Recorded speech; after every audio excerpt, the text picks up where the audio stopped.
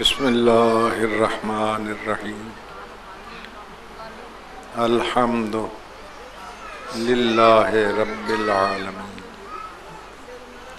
والصلاة والسلام علی النبی الامی المکی المدنی الابتہ التہامی السید البہی والسراج المضیء والکوکب الدری صاحب الوقار والسکینہ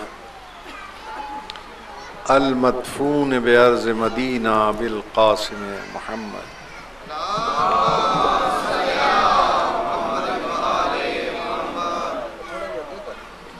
وعلى عطرته الطیبین الطاہرین المعصومین الذین اذهب اللہ عنہم الرجس وطہرہم تطہیرا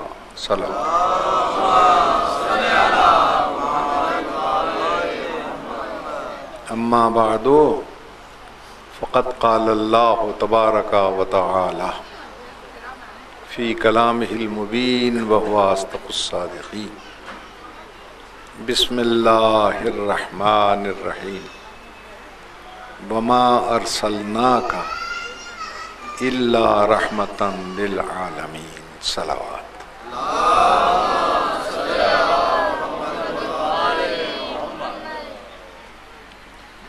حضرات محترم،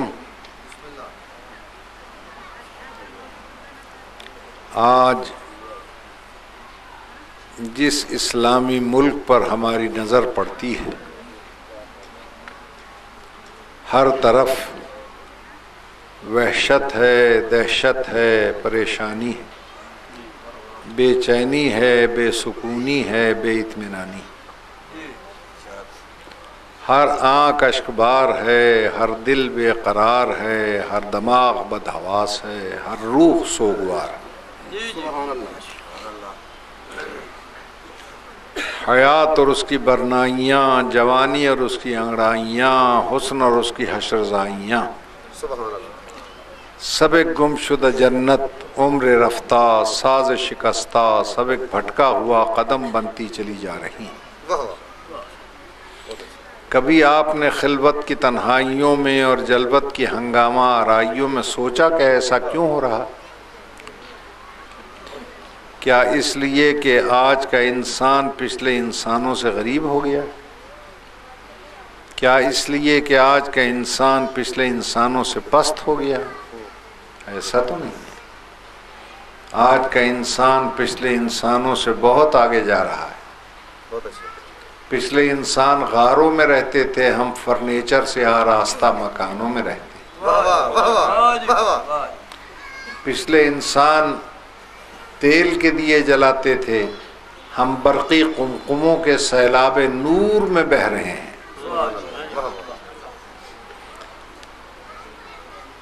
آج کا انسان پچھلے انسانوں سے اتنا ہی مختلف ہے جتنا پتھر سے موتی، جتنا گھوڑے سے چیتا، اتنا ہی اونچا ہے جتنا بیل گاڑی سے ہوائی جہاز، اور اتنا ہی تیز ہے جتنا گھوڑے کے رفتار سے راکٹ کے پرے پرواز۔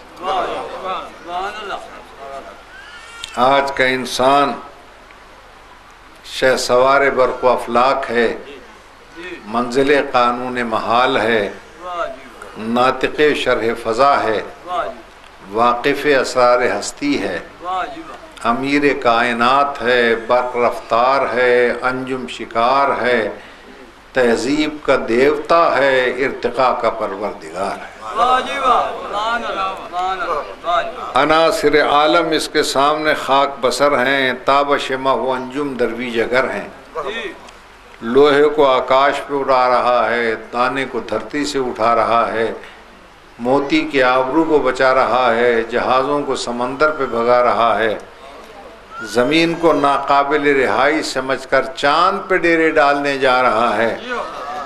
فرشتوں میں ہلچل مچ گئی ہے جس میں جبریل تقریر فرما رہا ہے کہ فرشتوں ہوشیار، یہ جنت سے نکالا ہوا پھر واپس آ رہا ہے۔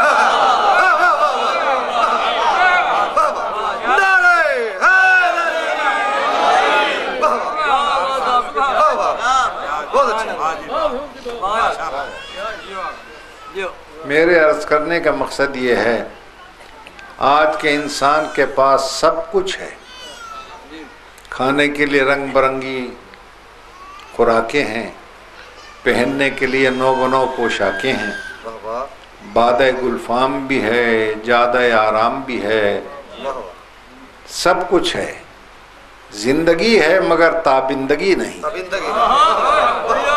سب کچھ ہے مگر سچی خوشی نہیں، دلوں میں خوف حساب نہیں، چہروں پر رونق و تاب نہیں، نغموں پر آب نہیں، چہروں پر نقاب نہیں، شب طور تیر ہوئی جاتی ہے، حور ہیر ہوئی جاتی ہے، عشق میں وفا نہیں ملتی، دوا میں شفا نہیں ملتی،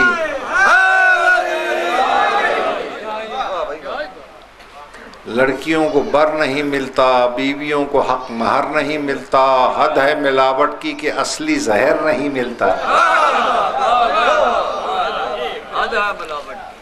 ملتا ہے تو اس میں موت کا اثر نہیں ملتا، پھر ہمارا پڑھا لکھا نوجوان کیوں چیختا ہے ہمیں چین نہیں ملتا، اطمینان نہیں ملتا، میں اسے کہتا ہوں تمہیں چین نہیں ملتا، اطمینان نہیں ملتا، اور مجھے دولت قدوں میں انسان نہیں ملتا،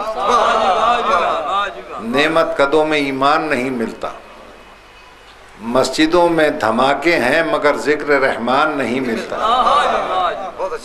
مندروں میں ناقوس کی صدائیں ہیں مگر ذکر بھگوان نہیں ملتا، پھر کیوں دنیا کہتی ہے چین نہیں، اطمینان نہیں ملتا، ملے تو کیسے ملے کہ مردوں میں رسول کا طریقہ نہ رہا اور عورتوں میں ازواج رسول کا سلیقہ نہ رہا۔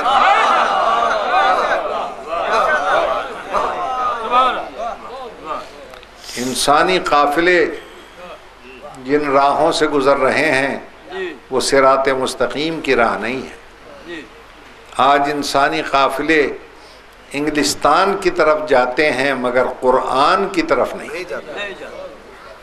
روس کی طرف جاتے ہیں مگر توس کی طرف نہیں، جرمنی کی طرف جاتے ہیں مگر مدنی کی طرف نہیں، تو تم کو یہاں سے کیا ملے گا؟ صنعت ملے گی، حرفت ملے گی، مادیت ملے گی، سوشلزم ملے گا، کمیونزم ملے گا، مگر انا، ارتقاء، بلندی، پیشوائی، شرافت اور انسانیت تمہیں ان دروازوں سے نصیب نہیں ہوگی۔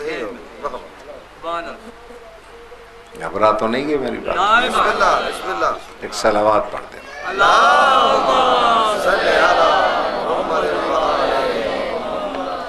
دیکھو نا قابل غور مسئلہ ہے یا نہیں؟ مصر ہو یا لیبیا، بحرین ہو یا کشمیر ہو یا فلسطین، ہر جگہ مسلمان پریشانیوں کا شکار ہے۔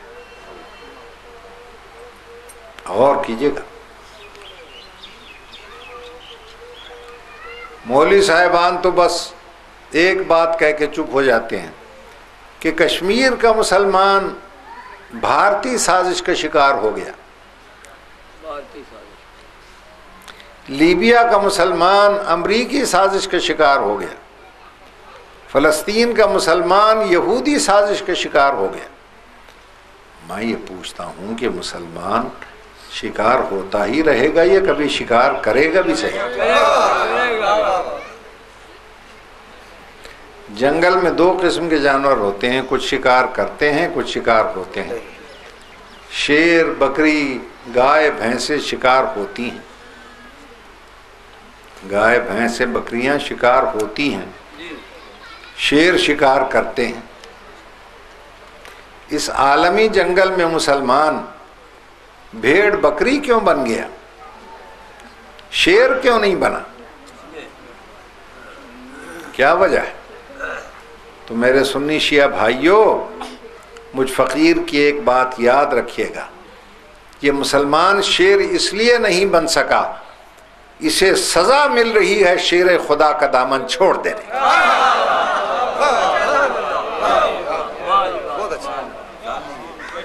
توجہ ہے یا نہیں؟ شیر خدا کا دامن ہاتھ میں ہوتا تو آج یہ شکار نہ ہوتا۔ عزیزان محترم، اخبارات پڑھتے ہیں تو اس میں آتا ہے یہودی بڑھ رہے ہیں، عیسائیت چھا رہی ہے۔ عیسائیت تو چھائے گی، اس لیے کہ عیسائیوں نے اپنے رہبر کو پہچانا اور ہم نے اپنے رہبر کو نہیں پہچانا۔ عیسائیوں نے اپنے رہبر کو اتنا بڑھایا کہ خدا کا بیٹا بنا دیا۔ مسلمانوں نے اپنے رہبر کو اتنا گھٹایا کہ اپنے جیسا بشر بنا دیا۔